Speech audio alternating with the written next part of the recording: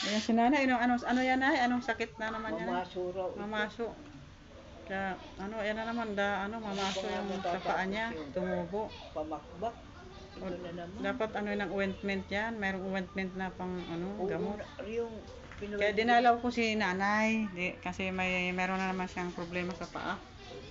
Ayan. Mamaso. Dati, yung dati, nay?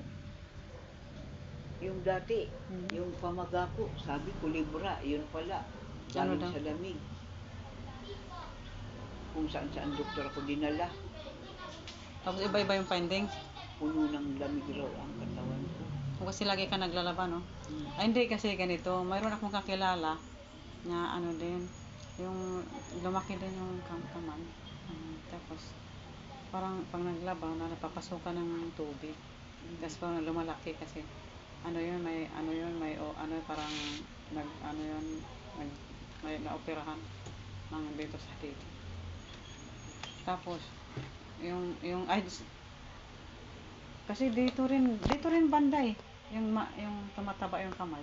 Tapos pag naglaba siya, parang napapasukan kaya tumaba to. Parang tubig yung laman.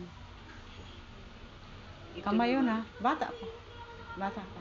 Ito naman, nung naglaba ako, nilagnat ako.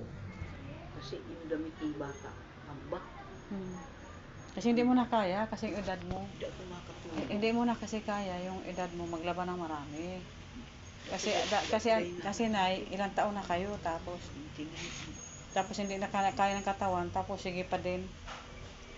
Kinakaya mo. Ako nga nagsugat to. 2:30 na. Kasi naglaba rin ako, tapos handwash.